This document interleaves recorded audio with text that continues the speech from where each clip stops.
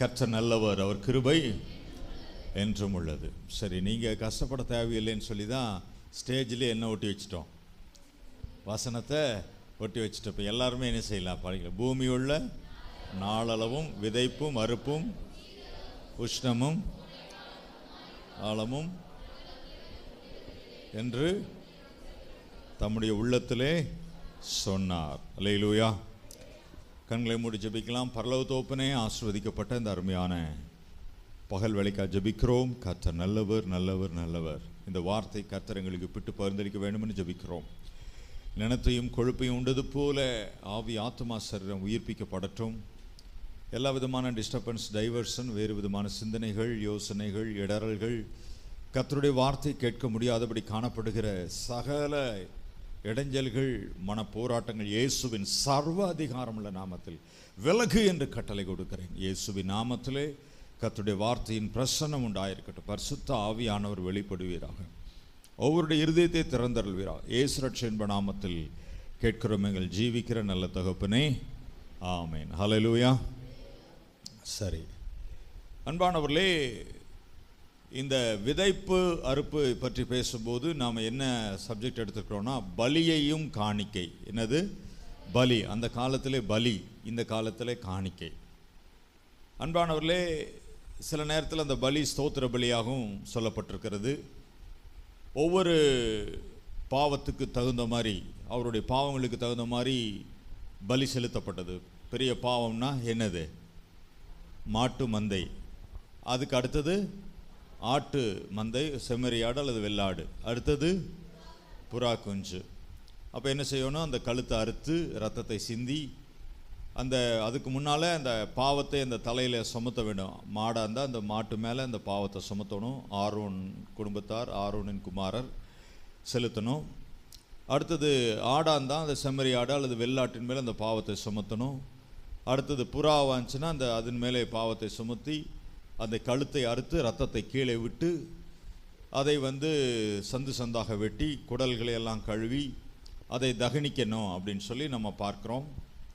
சென்ற வாரத்திலே நாம் அந்த போஜன பலி 3 பகுதியாக செய்யப்பட்டது என்று சொன்னோம். சொல்லுங்க பார்க்கலாம். சகோதரர் பகுதியில் அது எப்படி செய்யப்பட்டது போஜன பலி? சொல்லுங்க. மெல்லிய மாவு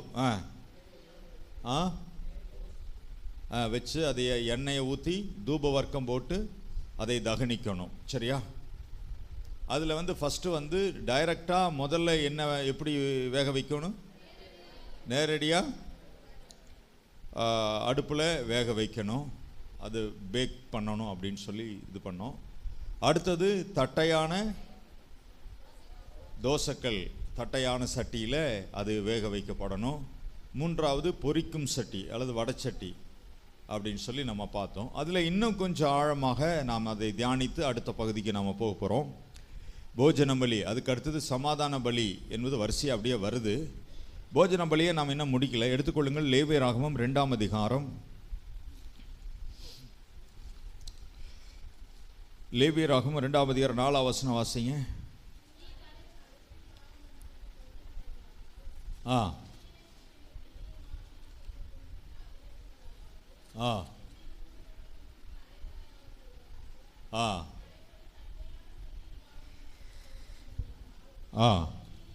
சரி, போதும்.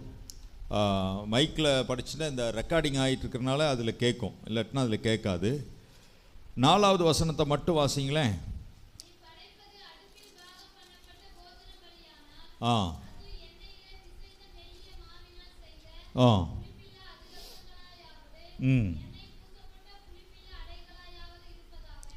அடுப்பிலே பாகம் பண்ணப்பட வேண்டும். எதிலே பாகம் பண்ணப்படணும்? ஆண்டவராக இயேசு கிறிஸ்து கல்வாரி சிலுவைக்கு போவதற்கு முன்பாக கெத்செமனே தோட்டத்துக்கு போகிறார். அங்கே போகும்போது அங்கே ஜெபிக்கிறார். சீஷர்களை பார்த்து, பேதுரு, யாக்கோபு, யோவானை பார்த்து, 1 மணி நேரமாவது என்னோடு ஜெபிக்க கூடாதா அப்படின்னு கேட்கிறாரு. அப்பொழுது அவருடைய சரீரத்திலே வேர்வை இரத்தத்தின் பெருந்துளைகளாக விழுந்தது என்று சொல்லி நம்ம பார்க்கிறோம். அப்போது அவர் இப்போ ஒருத்தர் நல்ல கடினமாக வேலை செய்யும்போது என்ன வருகிறது? வியர்வை வருகிறது. ஆனால் இயேசு கிறிஸ்து உலகத்தின் பாவத்தை சுமந்திருக்கிறார். உலகத்தின் சாபங்களை தீர்க்கும்படியாக அவர் முன் வந்தார். உலகத்தின் பாடுகள், அக்கிரமங்கள், வேதனைகள், துக்கங்கள், கவலைகள் இவளையெல்லாம் சுமக்கும்படியாக ஒப்பு கொடுத்தார், அர்ப்பணித்தார். அப்படி அர்ப்பணிக்கும் போது உலகத்தில் இருக்கிற அத்தனை பேருடைய அத்தனை வியாதிகளையும் அவர் ஏற்றுக்கொண்ட போது அவருக்கு சாதாரண வியர்வை வரவில்லை, இரத்தத்தின் வேர்வை வந்தது. கரங்களை உயர்த்தி ஒரு அல்லேலூயா சொல்லுங்க. இப்போ டாக்டர்ஸ் எல்லாம் என்ன சொல்றாங்கன்னா, ஒருவருக்கு அளவு கடந்த அளவுக்கு துக்கம் வந்துச்சுன்னா உடம்புல ரத்தம் கசி ஆரம்பிக்குமா, உடம்புல இருக்க வியர்வை துளி துவாரத்தில் ரத்தம் கசி ஆரம்பிக்கும். அப்போ இயேசு கிறிஸ்து என்ன செய்கிறார், அவர் எப்படி வேக வைக்கப்படுகிறார் என்றால், அவருடைய சரீரம் உபத்திரவங்களால் நிறைந்து, பாவத்தினால் நிறைந்து, சாபத்தினால் நிறைந்து, வேதனையினாலே, அக்கிரமங்களினாலே, பாடுகளினாலே, துக்கத்தினாலே, சோர்வினாலே நிறைந்து, அவருக்கு வேர்வைக்கு பதிலாக அவர் உள்ளே வேக வைக்கப்பட்டு, அடுப்பிலே பாகம் பண்ணப்படுறதுன்னா வேக வைக்கப்பட்டு உபத்திரவம் அடைந்து அவருடைய சரீரம் இரத்தத்தை கொட்ட ஆரம்பித்தது. கரங்களை உயர்த்தி ஒரு அல்லேலூயா சொல்லுங்க. அப்போ உபத்திரவத்தினாலே அவர் வேக வைக்கப்பட்டார். பாவத்தினாலே சிலருக்கு ஒரு பாவத்தை பண்ணிட்டா அந்த குற்ற உணர்வே அவங்களை கொண்டு போடும் பாருங்களேன். அந்த மாதிரி ஒருவருக்கு 50 பாவம் பண்ணுறவராக தான் உலகத்தில் இருக்கிற கோடான கோடி ஜனங்கள் எவ்வளோ பாவம் செய்திருப்பாங்க. அத்தனை பாவங்களால் அவர் நிறைந்திருந்தார். இயேசுவின் நாமத்தினால நான் உங்களுக்கு அதை தெளிவாக சொல்லுகிறேன். அப்போ உபத்திரவம் பண்ணப்பட்டார், வேக வைக்கப்பட்டார். அப்போ இரத்தத்தின் பெருந்துளி தான் அதற்கு அடையாளமாக காணப்பட்டது. கரங்களை உயர்த்தி ஒரு அல்லேலூயா சொல்லுங்களே. அல்லேலூயா. ஆமாம், மெய்யாகவே அவர் நமது பாடுகளை சுமந்தார். நான் அந்த பாடுகளில் 2 காரியங்களை சொன்னேன். நமது தனிப்பட்ட பாடுகளை அவர் ஏற்றுக்கொண்டார். ஆகவே தனிப்பட்ட வாழ்விலே நாம் வெற்றியாய் வாழ முடியும். ஆனால் ஊழியத்து நிமித்தம், இயேசுவை ஏற்றுக்கொண்டது நிமித்தம், மற்றவர்களுக்கு சுவிசேஷம் சொல்கிறது நிமித்தம் உபத்திரம் உண்டுன்னு ஆண்டவர் சொல்றார். அதான் யோவான் 16ஆம் அதிகாரம் கடைசி வசனத்திலே, உலகத்திலே உங்களுக்கு உபத்திரம் உண்டு, திடன் கொள்ளுங்கள், நான் உலகத்தை ஜெயித்தேன், நீங்களும் ஜெயிப்பீர்கள் அப்படிங்கிறது அதில் பிராக்கெட்டில் இருக்கு. நீங்களும் ஜெயிப்பீர்கள். ஆகவே உபத்திரத்தையே பேசிட்டு இருக்கக்கூடாது, உபத்திரவத்திலே வெற்றியை நாம் பேச வேண்டும். அல்லேலூயா. நம்மில் அன்பு கூறுகிற இயேசு கிறிஸ்துவினாலே நாம் முற்றிலும் ஜெயங்கொள்ளாய் இருக்கிறோம். உண்மையாகவே நான் சொல்கிறேன், என் வாழ்க்கையில் அனுபவப்பட்டு சொல்கிறேன். இந்த உபத்திரவங்கள் இருந்தாலும் நாங்கள் வெற்றியவே பேசுறதுனால அந்த உபத்திரவங்கள் தோற்று போகின்றன, அந்த சோதனைகள் தோற்று போகின்றன. அதில் வெற்றியை கொடுக்கறதை நான் என் வாழ்க்கையில் அனுபவிச்சிருக்கிறேன். கரங்களை உயர்த்தி ஒரு அல்லேலூயா. சில பேர் எப்போ பார்த்தாலும் உபத்திரம் இருக்குது, ஆனால் உபத்திரத்தையே முன்னிறுத்தி பேசுவாங்க, பிரச்சனையவே பேசுவாங்க, குழப்பத்தையே பேசுவாங்க. அப்படி பேசுறதுனால வாழ்நாள் முழுதும் பிரச்சனை தான். பிரச்சனை இருக்குன்னு ஆண்டவர் சொல்லியிருக்கிறார். ஊழியத்து நிமித்தம், இயேசுவின் நிமித்தம், இயேசுவை ஆராதிக்கிறது நிமித்தம், ஆண்டவரை பற்றி சொல்கிற உபத்திரம் இருக்கு. ஆனால் அதிலே ஜெயம் வாங்குறீர்களா என்பதுதான் முக்கியம். கரங்களை உயர்த்தி ஒரு அல்லேலூயா சொல்லுங்களேன். சரி, அடுத்ததாக ஆண்டவராக இயேசு கிறிஸ்து சிலுவை பாடுகளுக்கு முன்பாக அவர் ஒரு சமனான பூமியிலே நிலைநிறுத்தப்பட்டார். எடுத்துக்கொள்ளுங்கள் யோவான் எழுதின சுவிசேஷம்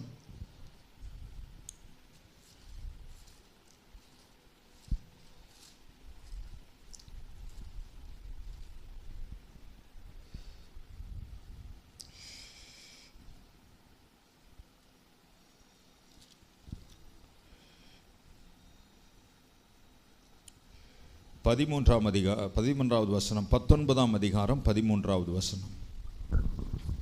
பிலாத்து இந்த வார்த்தையை கேட்டபொழுது இயேசுவை வெளியே அழைத்து வந்து தளவரிசைப்படுத்தின மேடை என்றும் எபிரேயு பாஷையிலே கபத்தா என்றும் சொல்லப்பட்ட இடத்திலே நியாயாசனத்தின் மேல் உட்கார்ந்தான். நல்ல கவனிங்க அன்பான தேவ பிள்ளைகளே. முதலாவது இயேசு கிறிஸ்து உபத்திரவப்பட்டு அவர் சரீரம் வேக வைக்கப்பட்டது.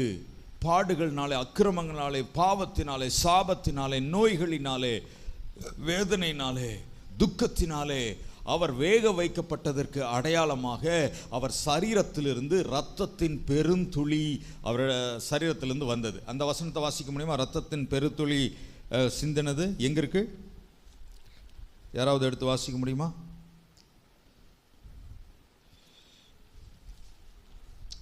சீக்கிரம்.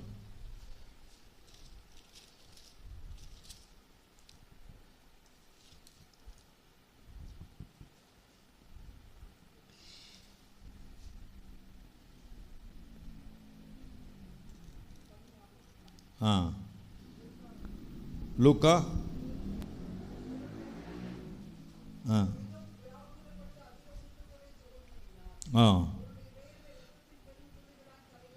லூக்கா 22:44. அவர் மிகவும் வியாகுலப்பட்டு அதிக ஊக்கத்தோடு ஜெபம் பண்ணினார். அவருடைய வேர்வை இரத்தத்தின் பெருந்துளிகளாய் தரையிலே, அதான் அடுப்பிலே பாகம் பண்ணப்பட்ட அப்படின்னா அவர் சிலுவை உபத்திரவத்தினாலே வேக வைக்கப்பட்டதுனால அவருடைய சரீரத்திலே இரத்தம் பெருந்துளிகளாக கொட்டியது. கரங்களை உயர்த்தி ஒரு அல்லேலூயா சொல்லலாமே. சரி, அடுத்ததாக அவர் உபத்திரப்பட்டது பிறகு அவர் எங்கே நிறுத்தப்படுகிறார்? இப்போ வாசிங்க, யோவான் 19:13. பிலாத்து இந்த வார்த்தையை கேட்டபொழுது இயேசுவை வெளியே அழைத்து வந்து தளவரிசை படுத்தின மேடை என்றும் எபிரேயு பாஷையிலே கபத்தா என்றும் சொல்லப்பட்ட இடத்திலே நியாயாசனத்தின் மேல் உட்கார்ந்தான். அன்பான, பிலாத்து இந்த வார்த்தை கேட்டபொழுது இயேசுவை வெளியே அழைத்து வந்து தலைவரிசை படுத்தின மேடை என்றும். அன்பானவர்களே, இயேசு கிறிஸ்து இடத்திலே அந்த விபச்சார ஸ்திரீ அழைத்து கொண்டு வருகிறார்கள். நீர் இவருக்கு என்ன தீர்ப்பு கொடுக்கிறீர் என்று சொல்லி கேட்கும்படியாக இயேசு கிறிஸ்துவிடத்திலே விபச்சார ஸ்திரீ கூட்டி வந்த உடனே இந்த யூதர்கள் இயேசுவை எப்படி குற்றம் கண்டுபிடிக்கலான்னு பார்க்குறாங்கன்னா, ஒருவேளை நியாயப்பிரமாணத்தினாலே கல்லெறிங்க அப்படின்னு சொன்னால் இவர் எப்படி நியாயப்பிரமாணத்தை கையில் எடுத்து ஒரு ராஜாவின் அதிகாரம் அல்லது ராயனுடைய அதிகாரத்தை கையில் எடுத்துட்டாருன்னு சொல்லி அவளை சிலுவையில் அறைய ஒப்பு கொடுக்கும்படியான நோக்கத்தோடு வந்தார்கள். நல்லா புரிஞ்சுங்க. அந்த விபச்சார ஸ்திரியை கல்லெறிந்து கொள்ளுங்கள் என்று இயேசு சொன்னால் யூதர்கள் என்ன நினைப்பார்கள்? இவர் எப்படி நியாயப்பிரமாணத்தை கையில் எடுத்து அதற்கு அதிகாரியாக இருந்து ராயனுடைய அதிகாரத்தை இவர் எப்படி செய்யலாம் அப்படின்னு குற்றஞ்சாட்டி அவர் சிலுவையில் அறையருக்கு குற்றப்படுத்துவதற்கு கொண்டு வந்தார்கள் இயேசுவை. மறுபடியும் ஒருவேளை மன்னிச்சு விட்டுட்டா இவர் எப்படி இந்த நியாயப்பிரமாணத்தை கை கொள்ளாம மன்னிச்சு விட்டுட்டாருன்னு சொல்லி குற்றப்படுத்திருக்கு. ஒரு மத்தளத்துக்கு 2 பக்கம் அடிங்கிறாங்கல்ல.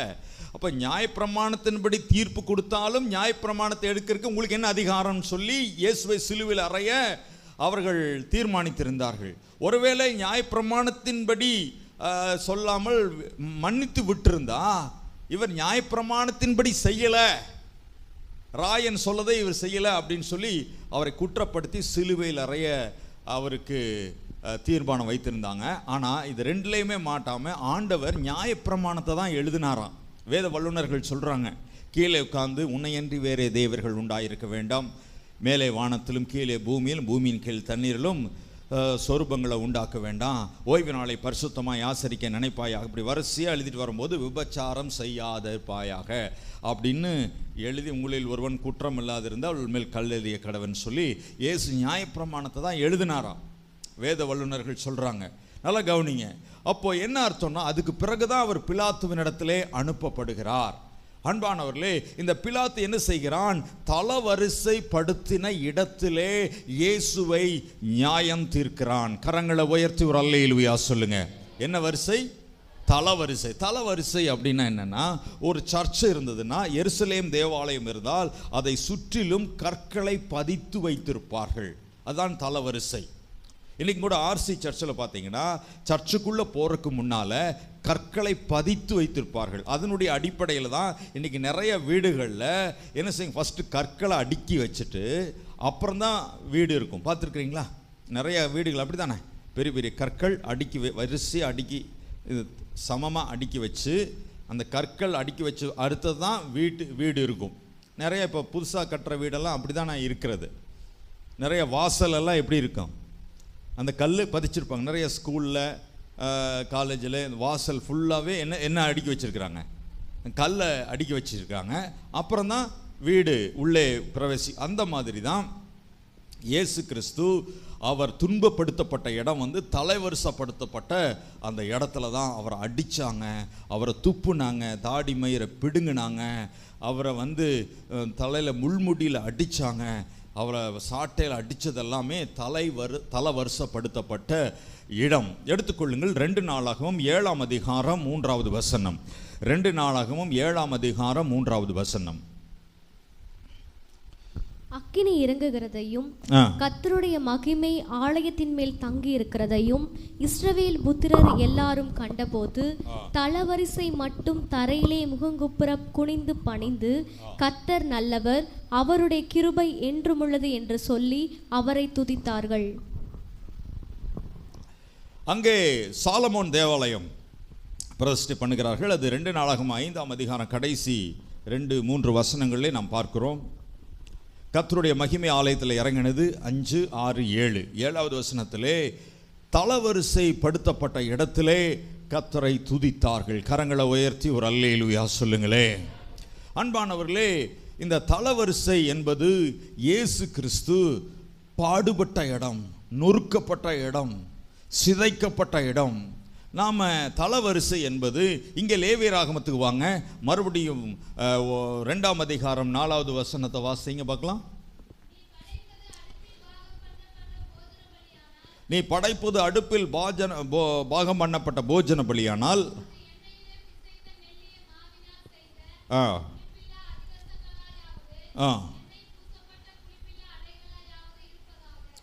அடுத்தது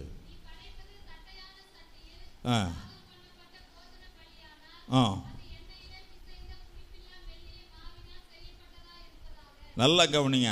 ஃபர்ஸ்ட் வந்து அடுப்பிலே நேரடியாக வேக வைக்கப்பட்டது தான் இயேசு கிறிஸ்து கெத்செமனே தோட்டத்திலே இரத்த வேர்வை சிந்தினது. அடுத்ததாக அவர் தளவரிசை படுத்தப்பட்ட இடத்திலே போய் விசாரிக்கப்பட்டார், அடிக்கப்பட்டார், நொறுக்கப்பட்டார், துப்பப்பட்டார்.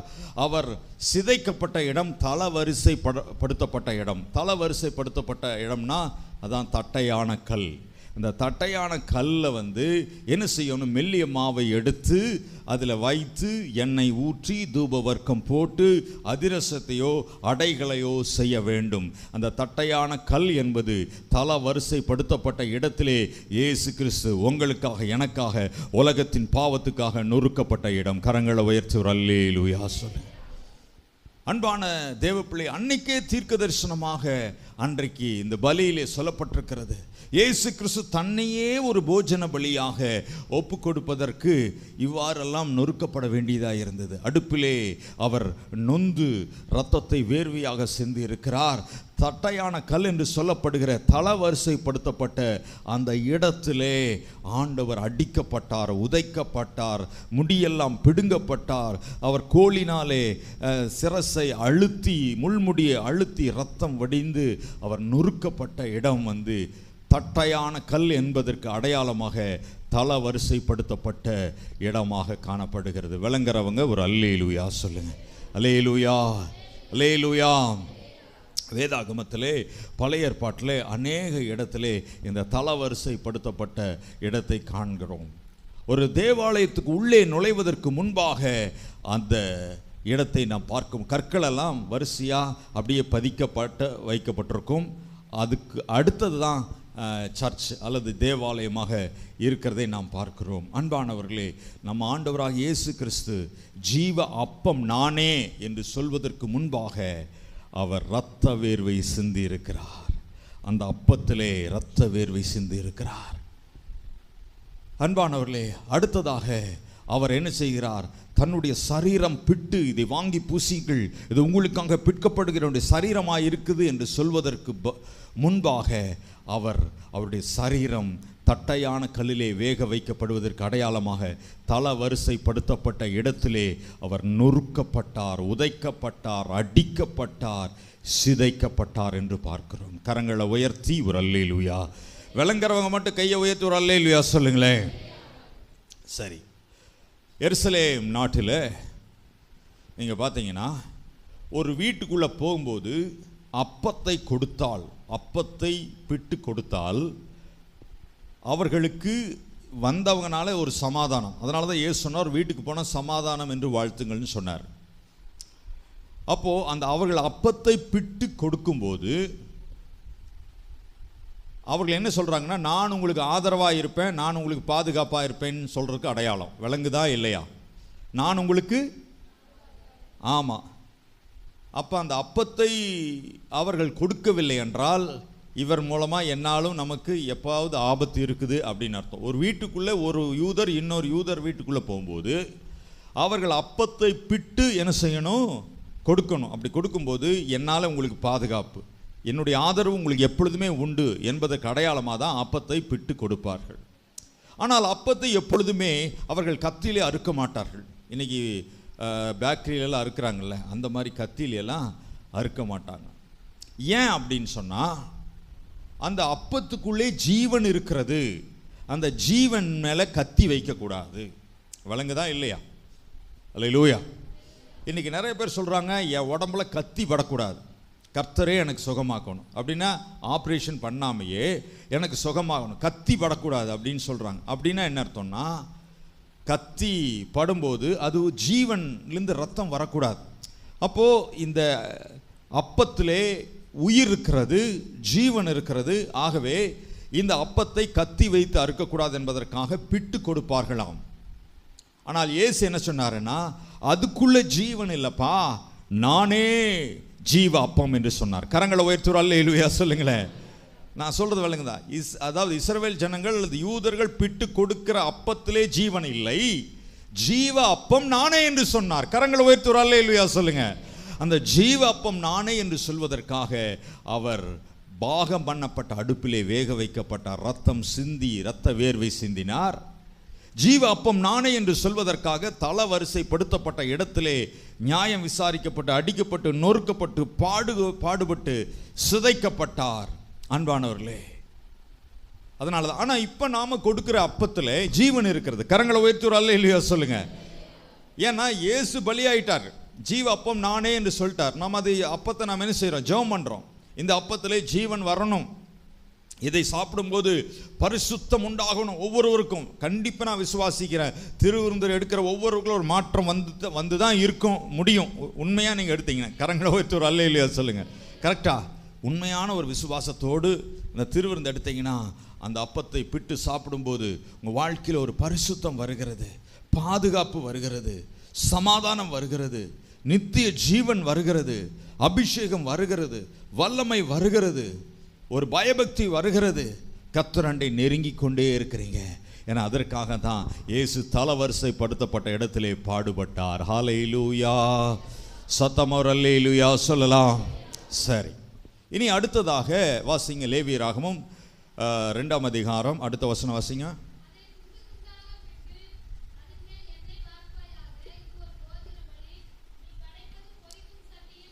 துண்டு துண்டாக இது பண்ணது அதான் தழுவரிசப்பட்ட இடத்துல தான் அவர் நொறுக்கப்பட்டார். ஒரு சாட்டையில் ஒரு ஒரு ஒரு ஒரு கயிறில் 9 குண்டுகள் இருக்குமாம்மா, 9 குண்டுகள்.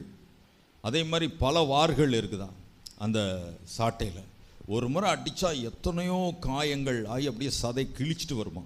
அதனால தான் அவருடைய முதுகு உழப்பட்டது, ஏறினால் உழுந்து மாதிரி உழப்பட்டது அப்படின்னு சொல்கிறாங்க.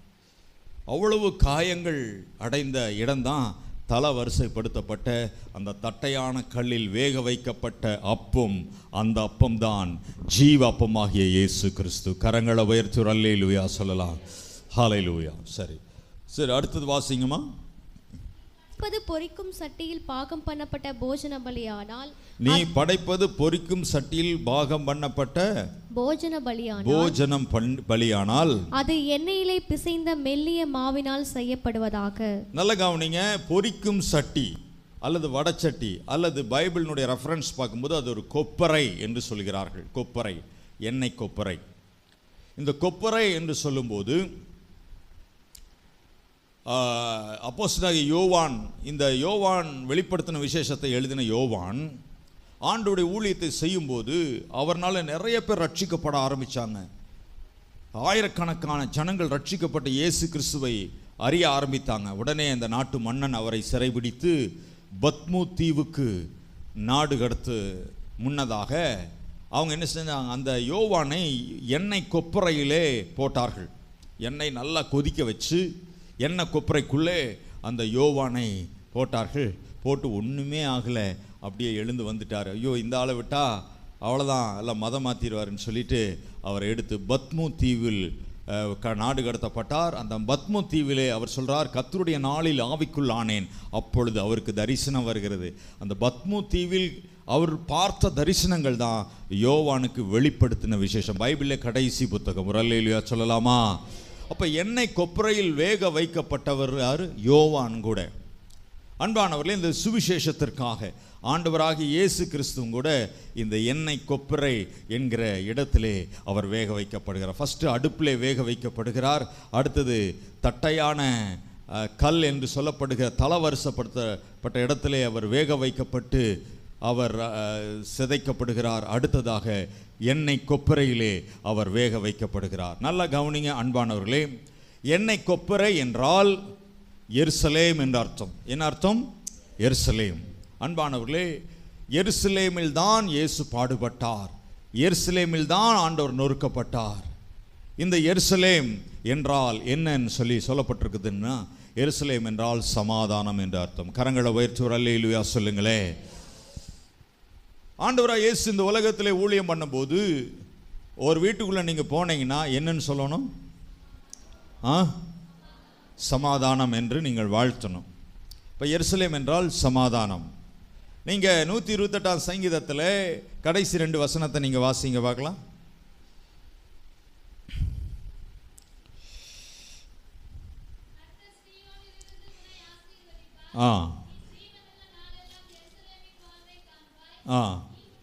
நீ ஜீவனுள்ள நாளெல்லாம் எருசலேமின் வாழ்வை காண்பாய் அப்படின்னா சமாதானத்தின் வாழ்வை காண்பாய் என்று அர்த்தம். சரி, நீ உன் பிள்ளைகளின் பிள்ளைகளையும் இஸ்ரவேலுக்கு உண்டாகும் சமாதானத்தையும் காண்பாய். அன்பானவர்களே, இயேசுவுடைய நோக்கம் நமக்குள்ளே சமாதானத்தை உண்டு பண்ணுவது. முதலாவது, இந்த போஜன பலிக்கு அடுத்தது வர்றது என்ன? சமாதான பலி தான் வருது. நீங்கள் வாசி பார்த்தீங்கன்னா லேவியராகமம் 3ஆம் அதிகாரம் 1ஆம் வசனத்தை வாசிங்க. வேண்டும் என்று ஒருவன் சமாதான பலியை படைக்க வேண்டும் என்று மாட்டு மந்தையில் எடுத்து செலுத்துவான். அதே தான் ப்ரொசீஜர். மாட்டு மந்தை, அப்புறம் ஆட்டு மந்தை, அப்புறம் புறா. இதுதான் சேம் தான். ரத்தம் சிந்தணும், அதன் மேலே குற்றத்தை சுமத்தணும், அது தகனிக்கப்படணும். அது கர்த்தருக்கு சுகந்த வாசனையான சமாதான பலி. கரங்களை உயர்த்தி ஒரு அல்லேலூயா சொல்லுங்க. அப்போ இந்த சமாதானம் என்று சொன்னால் பிதாவுக்கும் நமக்கும் ஒரு பெரிய பகை உண்டாயிருந்தது. நல்ல கவனிங்க. ஆதாம் ஏவாள் பாவம் செய்த உடனே தேவனுக்கும் மனிதனுக்கும் ஒரு பெரிய பிளவு வந்துருச்சு. மனிதன் எந்த சூழ்நிலை தேவனை பார்க்கவே முடியாது. அதனால தான் மோசே ஆண்டவர்கிட்ட கேட்குறான், ஆண்டவரே உம்முடைய முகத்தை நான் பார்க்கணும். ஆண்டவர் சொல்கிறாரு, என் முகத்தை கண்டு எவனுமே உயிரோடு இருக்க முடியாதுன்னு சொல்லிட்டார். யாரு? மோசே. மோசே இடத்துல ஆண்டவர் சொல்லிட்டார். அப்போ ஆண்டவரோட கடைசியில் முதுகு புறத்தையாவது ஆண்டவர் காட்டினார். இந்த கண்மலையின் வெடிப்பில் வச்சு என்னுடைய முதுகை பார்த்துக்க, என்னை கண்டு ஒருவனும் உயிரோடு இருக்க முடியாது. மனுஷன் பாவம் செய்த பிறகு தேவனை மனிதன் காண முடியவில்லை. The men could not able to see God directly. ஆண்டவரை நேரடியாக பார்க்க முடியாது. பகை உண்டாயிடுச்சு, பிரிவினை உண்டாயிடுச்சு, தடை உண்டாயிடுச்சு, மாபெரும் பிளவு உண்டாயிடுச்சு மனுஷனுக்கு. அதனால தான் என்னாச்சுன்னா, ஆசரிப்பு கூடாரத்தில் பிரதான ஆசாரியன் வருஷத்துக்கு ஒரு முறை மட்டும் போவான். பாவம் இல்லாமல் போகும்போது, பாவத்தோடு போனால் செத்து போயிடுவாங்க. அதனால் யாருமே மகா பரிசுத்த ஸ்தலத்துக்கு போக முடியாது. அதனால தான் தாவீது சொல்கிறார், கர்த்தாவே யார் உம்முடைய கூடாரத்தில் தங்குவான்? யார் உம்முடைய பரிசுத்த பர்வதத்தில் ஒருவனும் போக முடியாது. Nobody could able to go to the most holy place. மாபரிசுத்த ஒருத்தருமே போக முடியாது. ஆண்டவராய் இயேசு கிறிஸ்து கல்வாரி சிலுவிலே ரத்தம் சிந்தும் போது, மரிக்கும் போது தேவாலயத்தின் திரைச்சிலை மேலிருந்து கீழே வரைக்கும் 2ஆக கிழிந்தது. இப்போ எல்லாரும் மகா பரிசுத்த ஸ்தலத்துக்குள்ளே போகலாம் அப்படின்ட்டு. கரங்களை உயர்த்தி ஒரு அல்லேலூயா சொல்லுங்களேன்.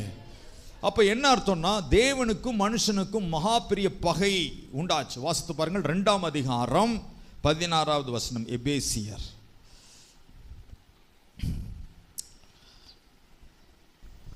எபேசியர் 2:14. பகையை சிலுவையினால் கொன்று, பகையை சிலுவையிலே கொன்று, அதனாலே இருதிறத்தாரையும் ஒரே சரீரமாக தேவனுக்கு ஒப்புரவாக்கினார். கரங்களை உயர்த்தி ஒரு அல்லேலூயா சொல்லுங்க பார்க்கலாம்.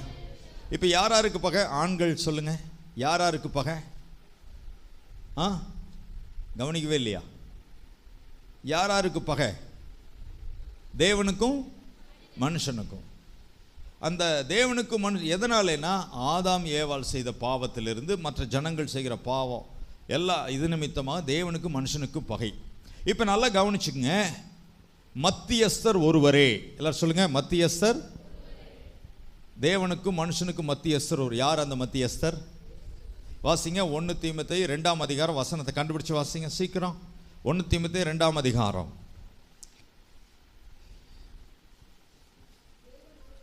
தேவன் ஒருவரே, தேவனுக்கும் மனுஷனுக்கும் மத்தியஸ்தர் ஒருவரே. அல்லேலூயா. விளங்குதுங்களா? அப்படியே தூங்கிட்டே கவனிக்கிறீங்களா? சொல்லுங்க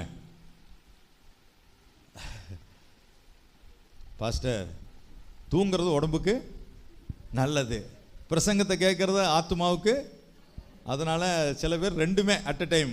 பிரைஸ் தி லார்ட். ஹல்லேலூயா. சரி, தயவுசெய்து ஏதாவது ஒன்றை மட்டும் ஃபாலோ பண்ணுங்க, கவனிங்க.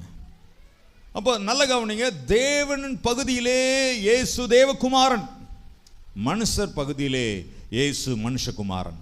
அல்லேலூயா. எப்படி மனுஷர்கள் மத்தியிலே அவர் மனுஷகுமாரன், தேவன் சந்நிதியிலே அவர் தேவகுமாரன். இப்ப தேவனுக்கும் மனுஷனுக்கும் அவர் மத்தியஸ்தராக பிறந்தார். அல்லேலூயா.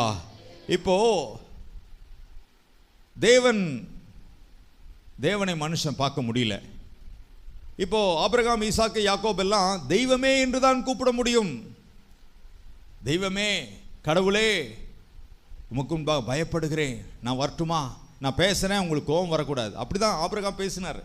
ஆண்டவரே, இன்னும் ஒரு விஷயம் பேசுறேன், உங்களுக்கு கோபம் வரக்கூடாது. இன்னும் அந்த பட்டணத்தில் 50 பேர் இருந்தால் அழிச்சிடுவீரா, கோபம் வரக்கூடாது. ஆண்டவரே, தெய்வமே. பழைய ஏற்பாட்டு பரிசுத்தவான்கள் தெய்வமே, ஆண்டவரே, தெய்வமே என்று பாதத்திலே விழுந்தார்கள். ஆனால் புதிய ஏற்பாட்டிலே இயேசு பகையை சிலுவையில் கொன்று இருதிறத்தாரை ஒப்புரவாக்கி சமாதான பலியினாலே ஒப்புரவாக்கி, அப்பா பிதாவே, அன்பான தேவா, அருமை ரட்சகரே, ஆவியானவரே, எல்லாரும் கரங்களை தட்டி, அப்பா பிதாவே, அன்பான தேவா, அருமை ரட்சகரே, ஆவியானவரே, உளையான சேற்றில் வாழ்ந்த என்னை தூக்கி எடுத்தீரே,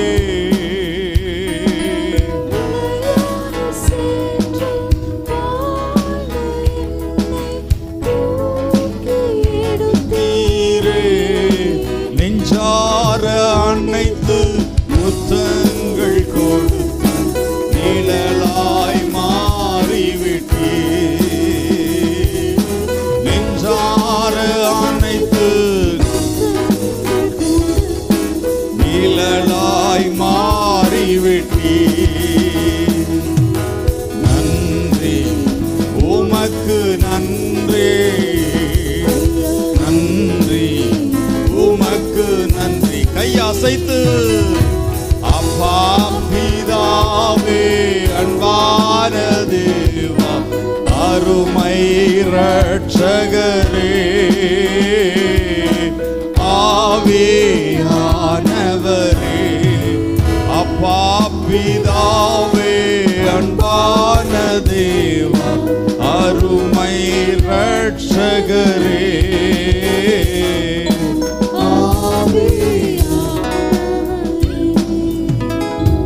ரோமர் 8ஆம் அதிகாரத்தில் அந்த வசனத்தை வாசிக்கிறோம். அப்பா பிதாவே, பின்னும் பயப்படுவத்தக்கதாக அடிமைத்தனத்தின் ஆவியை பெறாமல். அந்த வசனத்தை வாசிங்க. அந்தபடி திரும்பவும் பயப்படுகிறதற்கு நீங்கள் அடிமைத்தனத்தின் ஆவியை பெறாமல், அடிமைத்தனத்தின் ஆவியை பெறாமல் அப்பா பிதாவே என்று கூப்பிட பண்ணுகிற புத்திர சுவிகாரத்தின் ஆவியை பெற்றீர்கள்.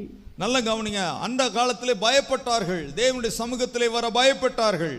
சீனாய் மலையிலே ஒருவனும் வரக்கூடாது, ஆடு மாடு மேயக்கூடாது, மோசே உன்னோடைய ஒருவனும் வரக்கூடாது, உங்களை பரிசுத்தம் பண்ணிக்கொள்ளுங்கள், யாராவது வந்து அவர்கள் கல்லெறியுண்டு கொலை செய்யப்பட கடவர்கள் என்று கர்த்தர் சொன்னார். ஒருத்தரும் வரக்கூடாதுன்னு சொன்னார் பழைய ஏற்பாட்டில். ஆனால் புதிய ஏற்பாட்டிலே வருத்தப்பட்டு பாரம் சுமக்கிறவர்களே, நீங்கள் எல்லாரும் என்னிடத்தில் வாருங்கள்.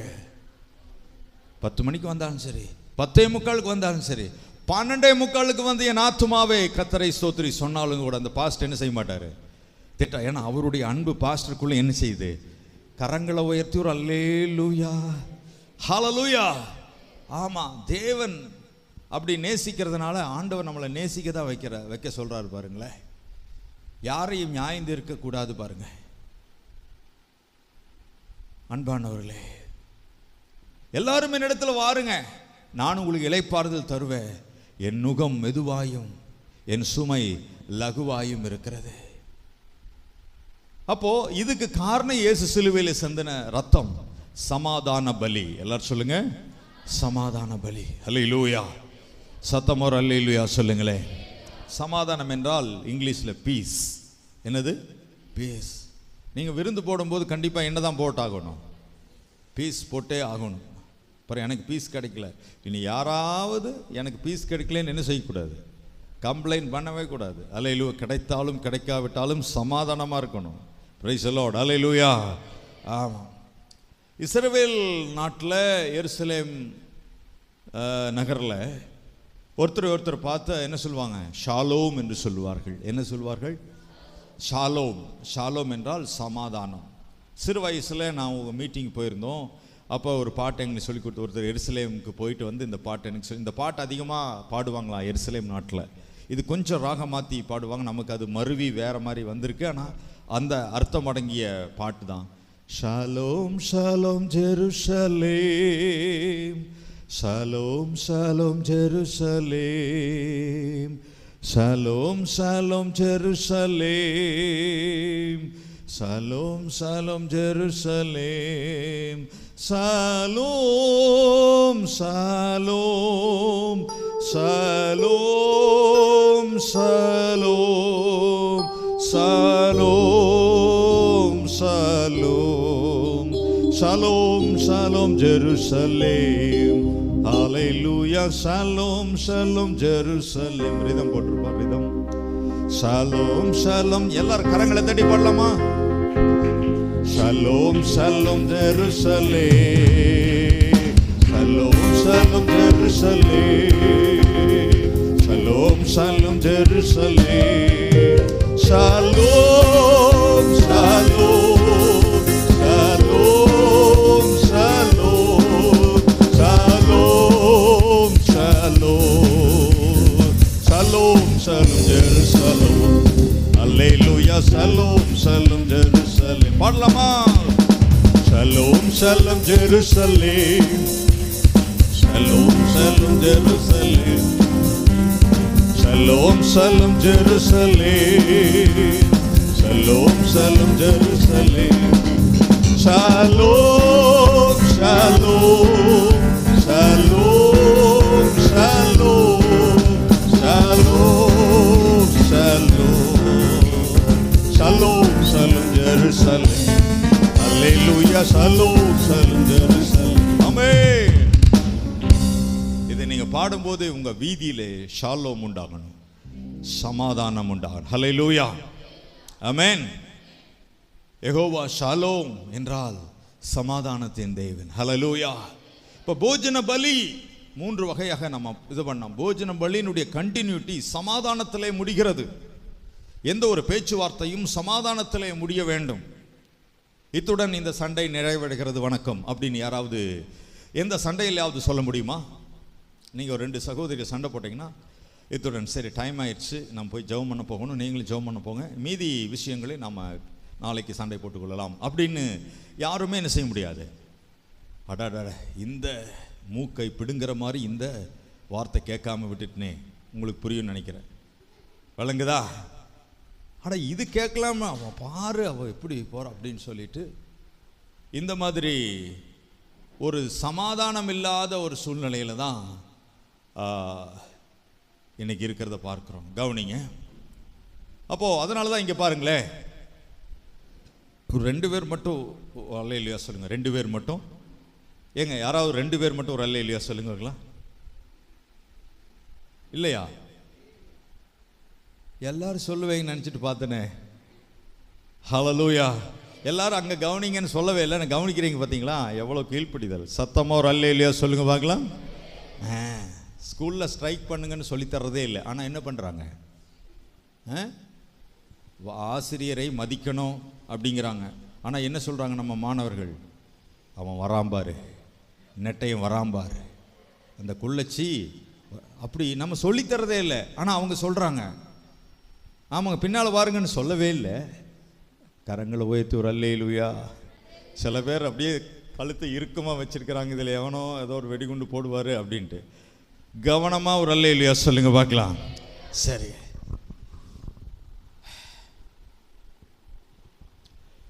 சலாம் அலைக்கும் என்னது அப்படின்னு யார் சொல்கிறா? அதான் அதனுடைய அர்த்தம். சலாம் அலைக்கும் அப்படின்னா சமாதானம். எல்லாரும் சொல்லுங்க, சமாதானம். அல்லேலூயா.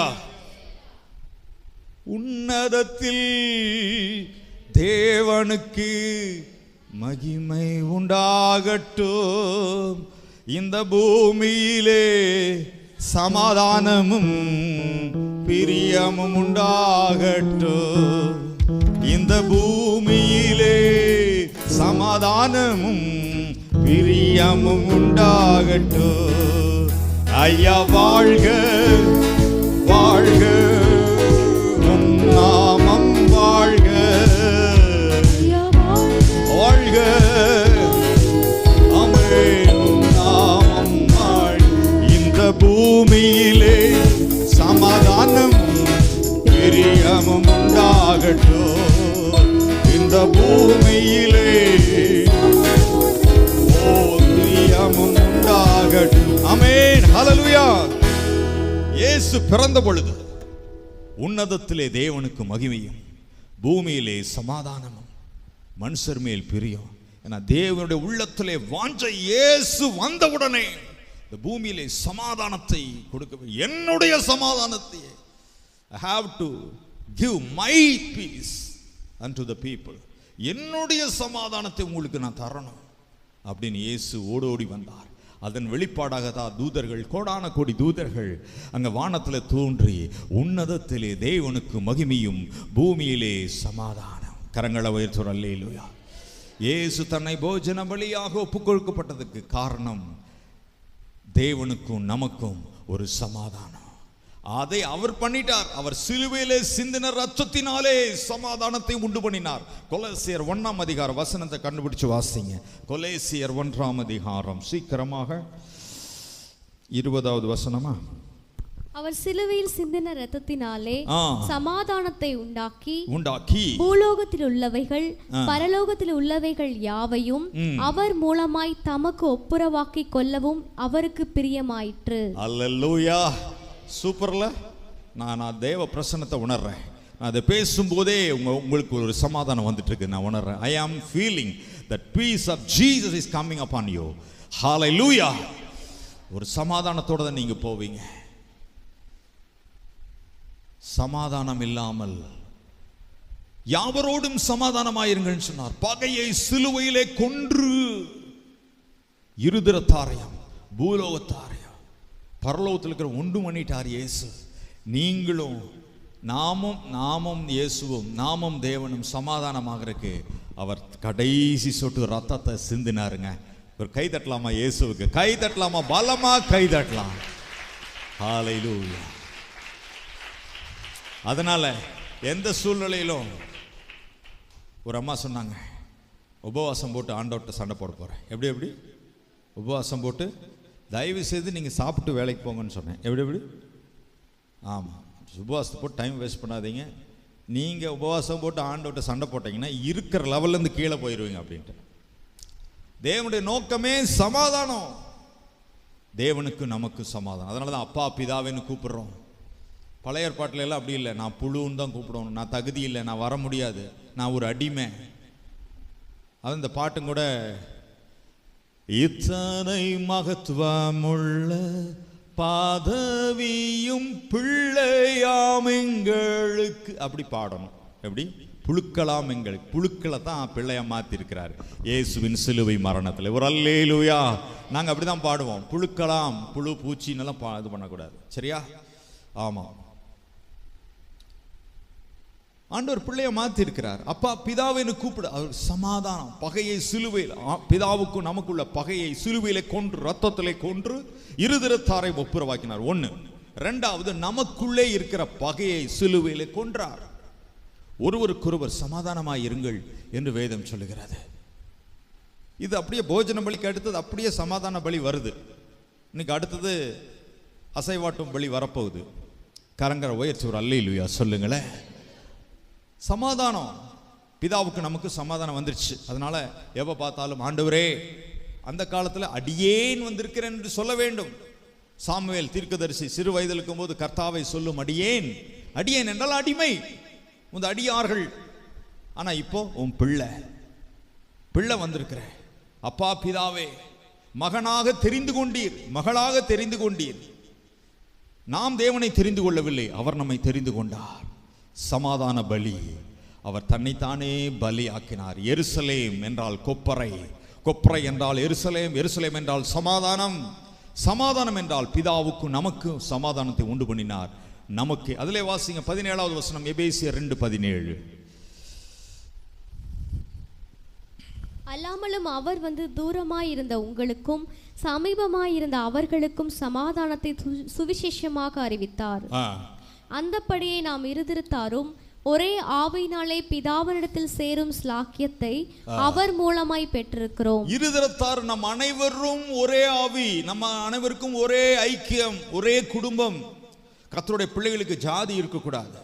கர்த்தருடைய பிள்ளைகளுக்கு ஏற்றத்தாழ்வு, சிகப்பு கருப்பு மஞ்சள் வெள்ளை, எப்படி எப்படி, ஆமா, மாநிறம் மாங்காய் நிறம் பலா நிறம் எல்லாம் இருக்கக்கூடாது. ஒரு அல்லேலூயா சொல்லுங்க. எப்படி எப்படி, மாநிறம், ஆமா, எந்த வித்தியாசமும் இருக்கக்கூடாது. அப்பா பிதாவே, நாம் எல்லாரும் அவருக்கு பிள்ளைகள், அவர் நமக்கு அப்பா. உங்க பிள்ளைக்கும் அவர் அப்பா தான், நமக்கும் அவர் அப்பா தான். உங்க பேத்திக்கும் அவர் அப்பா தான், உங்களுடைய தாத்தாவுக்கும் அவர் அப்பா தான். ஒரு அல்லேலூயா சொல்லுங்க. அப்படி சூப்பரா இருக்குல்ல? ஆனா நீங்க அப்படி இருக்க முடியாது. உங்க பிள்ளைக்கு அப்பா, உங்க பேரனுக்கு நீங்க தாத்தா, உங்க கொள்ளு பேரனுக்கு தாத்தாவோட அப்பா. நீங்க மாறுவீங்க, ஆனா ஆண்டவர் மாற மாட்டார். நான் கர்த்தர், நான் மாறாதவர். ஒரு அல்லேலூயா சொல்லுங்க. எல்லாத்துக்கும் அவர் அப்பா தான். இது ஒரு சூப்பர் தானே? அல்லேலூயா. ஆமா, எல்கேஜி படிச்சிருந்தாலும் கூட நீ அப்பான்னு தான் கூப்பிடலாம். நீ IAS முடிஞ்சாலும் அப்பா தான் கூப்பிடலாம். எல்லாருமே அப்பா. அப்பா பிதாவே. ஆபிரகாமுக்கு இல்லாத ஸ்லாக்கியம், ஈசாக்கு, யாக்கோபு, யோசேப்பு, யோபு, தாவீது, சாலமோன், இவளுக்கு இல்லாத ஒரு ஸ்லாக்கியம் உங்களுக்கும் எனக்கு ஆண்டவர் கொடுத்திருக்கிறார். சமாதான பலி. கரங்களை பலமா தட்டி ஹல்லேலூயா. எருசலேமை பார்த்து இயேசு சொன்னார். எருசலேமை பார்த்து கண்ணீர் விட்டு அழுது ஒரு வசனத்தை சொன்னார். யாராவது பார்க்காம, பைபிள் பார்க்காம சொல்ல முடியுமா? உனக்கு கிடைத்த இந்த நாளில் ஆகிலும் உன் சமாதானத்துக்கு ஏற்றவைகளை நீ அறிந்திருந்தாயான். எருசலேமை பார்த்து சொல்றார். எருசலேம்னாவே சமாதானம். அல்லேலூயா. உங்க பேர் என்னம்மா? என் பேர் சமாதானங்க. வீட்டுக்காரர் பேரு, அவர் பேரு சமாதானம் தாங்க. மகள் பேரு, அது சமாதானம். மகன் இப்ப புதுசா மருமக வந்து, அவர் பேர் என்ன? சமாதானம். எந்த ஊருங்க? சமாதானபுரங்க. என்ன புறம்? சமாதானபுரம். ஏங்க நேற்று ஒரே சண்டையா இருந்தது? அதுதான் மாமியாருக்கும் மருமகளுக்கு. அப்படியா? ஹல்லேலூயா. சமாதானம் பேரு, சந்தோஷம்னு பேரு. ஜலதோஷம் தான் கர்ச்சிப் தீந்துட்டு இருக்கு. ஹல்லேலூயா. ஆண்டவர் சொல்றார், உங்களுக்கு கிடைத்த அந்த நாள் ஆகிலும். சிறு பிள்ளைகளை பார்த்து நான் சொல்றேன், உங்களுக்கு கிடைத்த நாள் வசனத்தை மனப்பாடம் பண்ணுங்க. சிறு வயசுல உங்களுக்கு எவ்வளவு வசனத்தை மனப்பாடம் பண்ண முடியுமோ அவ்வளவு வசனத்தை நீங்க மனப்பாடம் பண்ணுங்க. இல்லைன்னா உங்களுக்கு நாலேஜே இல்லைன்னு அர்த்தம், அறிவே இல்லைன்னு அர்த்தம். அவ்வளோதான் நான் சொல்றேன். இதை விட நான் எப்படி சொல்ல முடியும்? சிறு பிள்ளைங்க, ஏன்னா வயதாக மறதி ஜாஸ்தி. என்ன ஜாஸ்தி?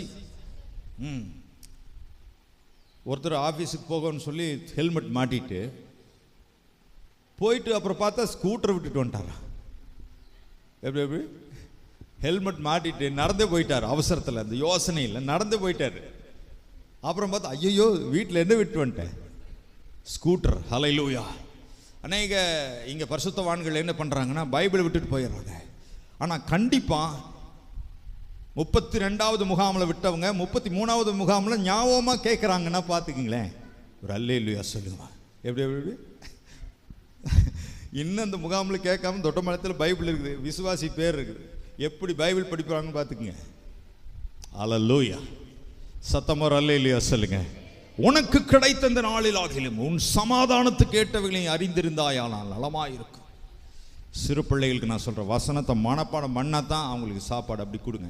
வசனத்தை மனப்பாடம் பண்ணி சொன்ன 128 மனப்பாடம் பண்ணி சொல்ல, உனக்கு நான் ஒரு பேனா வாங்கி தரேன், உனக்கு ஒரு சைக்கிள் வாங்கி தரேன். 119 ஃபுல்லாக மனப்பாடம் பண்ணி சொல்ல, உனக்கு ஒரு ட்ரெஸ் வாங்கி.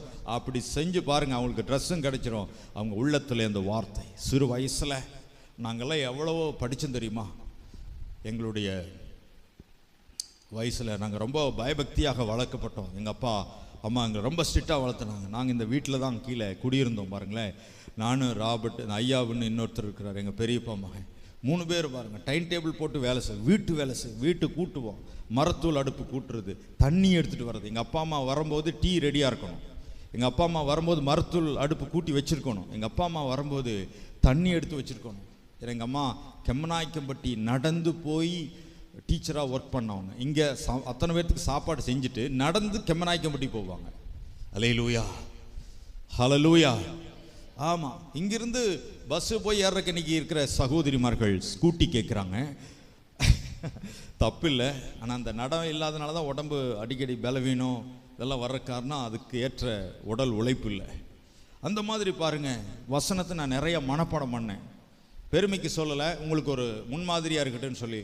ஏசிடின்னு சொல்லி அந்த காலத்தில் 1985 all Christian federation, ACF, all RC father அதில் தலைவராக இருந்தார், வின்சென்ட் அப்படிங்கிறவர். அந்த காலத்தில் 1985 அப்போது எல்லா கிறிஸ்தவர்கள் சேர்ந்து ஒரு ஊர்வலம் போனாங்க. சத்தியில் ஊர்வலம் போய் கடைசியில் ஒரு விழா, எல்லா சபையும் சேர்ந்து, சிபிஎம் கூட வந்திருந்தாங்கன்னு நினைக்கிறேன்.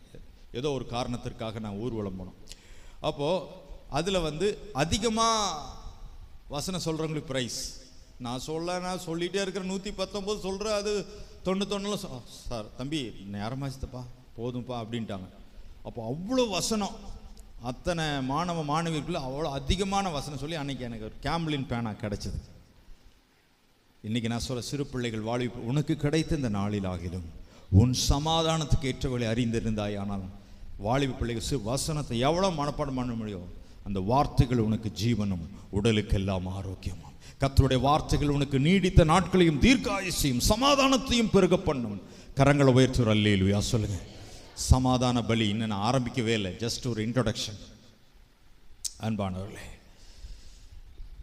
சமாதான பலி, பகையை சிலுவையில் கொன்றார். சமாதானங்க பெரிய சப்ஜெக்டுங்க. நீங்கள் நானும் சமாதானமாக இருக்கிறதுக்கு உயிரையே கொடுத்தார். நீங்கள் ஒருவர் அன்பாக இருக்க வேண்டியது தேவனுடைய கட்டளையாக இருக்கிறது. புதிய வருஷத்தில் பிரவேசிக்கிற போது நம்ம என்ன செய்கிறோம்?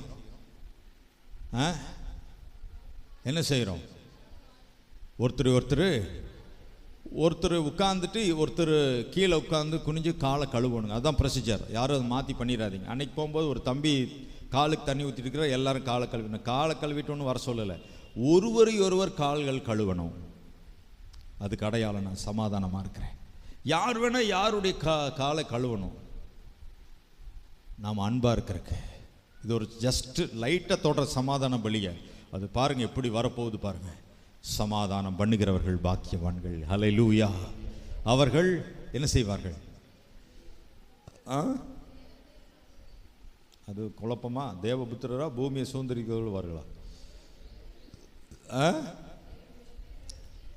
தேவனுடைய சமாதானம் பண்ணீங்கன்னா நீங்க தேவனுடைய புத்திரராக இருக்கிறீங்க. கரங்களை உயர்த்துற அல்லேலூயா சொல்லுங்களேன். சரி, எருசலேம் என்றால் சமாதானம். பைபிளில் நான் பயங்கரமான ஆணித்தரமான உதாரணத்தை கொடுக்க முடியும். இயேசு கிறிஸ்து பரமேறின பிறகு இதை மட்டும் நான் சொல்லி நான் ஜெபித்து முடிக்கிறேன். பரலோகத்துக்கு போன பிறகு ரோமர் எழுதப்படுகிறது. ரோமர் எப்படி ஆரம்பிக்குதுன்னா, கர்த்தராகிய இயேசு கிறிஸ்துவினாலே உங்களுக்கு கிருபையும் சமாதானம்.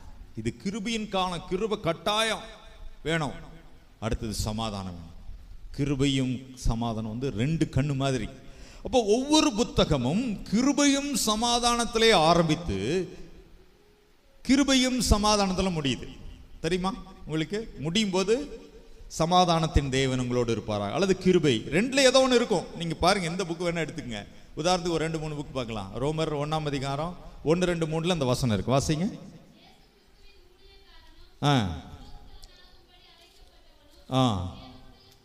அந்த வசனத்தை மட்டும் வாசிங்கம்மா. நம்முடைய பிதாவாகிய தேவனாலும் கர்த்தராகிய இயேசு கிறிஸ்துவினாலும் உங்களுக்கு கிருபையும் சமாதானமும் உண்டாவதாக. சூப்பர். அதுக்கு கைதட்டிடலாமா? எல்லாரும் கைதட்டிடல, அந்த வசனத்துக்கு கைதட்டிடல. ரோமர் கடைசி அதிகாரத்தில் கிருபை அல்லது சமாதானம் ஏதோ ஒன்றுல முடியும் பாருங்களேன்.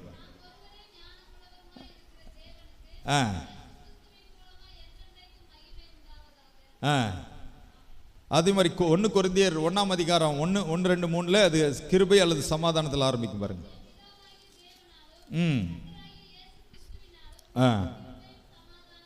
அப்படிதான் ஆரம்பிக்குது. அது முடியும் போது பாருங்க,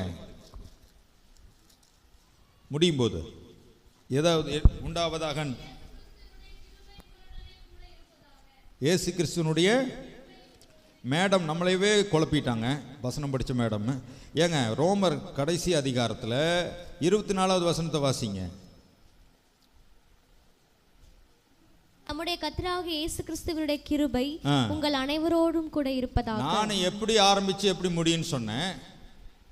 சில பேர் பாஸ்டருக்கு தப்பா சொல்லிட்டாரு நினைப்பாங்கல்ல, அது நான் கரெக்ட் நிரூபிக்கணும்ல. கிருபையில் ஆரம்பிச்சு கிருபையில் முடியுது அல்லது சமாதானத்தில் முடியுது. 2 கொரிந்தியர் அதே மாதிரி 1ஆம் அதிகாரம் 1-2-3 அது இருக்கும். முடியும் போது அந்த வசனம் இருக்கும் பாருங்க. சூப்பர். கிருபை உங்களோடு. ஆமா, கிருபை சமாதானம் ரொம்ப முக்கியங்க. இந்த சமாதானம் இருந்துச்சுன்னா பரலோகத்துக்கு கேரண்டி. கரங்களை உயர்த்துற அல்லேலூயா சொல்லுங்க. சமாதானம். அப்போ பைபிள் சமாதானத்தில் ஆரம்பிச்சு சமாதானத்தில் முடியுது, கிருபையில் ஆரம்பிச்சு கிருபையில் முடியுது. பகையை சிலுவையில் கொன்று இருதரத்தரை ஒப்புரவாக்கிட்டார். பிதாவுக்கும் நமக்கும் சமாதானம், நமக்குள்ளே சமாதானம். அல்லேலூயா, அல்லேலூயா. சமாதானத்தின் தேவன் தாமே சத்துருவை காலின் கீழ் மிதித்து போடுவாராக அப்படின்னு எல்லாம் வசனம் நிறைய இருக்கு பாருங்களேன். சரி, இப்போ போஜன பலியில் நாம் நினைவுபடுத்திட்டு முடிச்சிடலாம். அடுப்பிலே பாகம் பண்ணப்படணும். உபத்திரவப்பட்டார், ரத்தம் சிந்தினார். ரத்தத்தை வேர்வையை ரத்தமாக சிந்தினார், ரத்தத்தை வேர்வையாக சிந்தினார். அடுத்தது தளவரிசைப்படுத்தப்பட்ட இடத்துல உபத்திரம் பண்ணப்பட்டார், வேக வைக்கப்பட்டார், நொறுக்கப்பட்டார், அடிக்கப்பட்டார். அடுத்ததாக அவர் சமாதான பலியாக எருசலேம் என்பதற்கு கொப்பரையிலே அவர் வேக வைக்கப்பட்டார். கொப்பரை என்பது நீங்களும் நானும் சமாதானமாகறக்காக எண்ணெய் கொப்பரையில் அவர் வெந்து அவர் பலியானார்.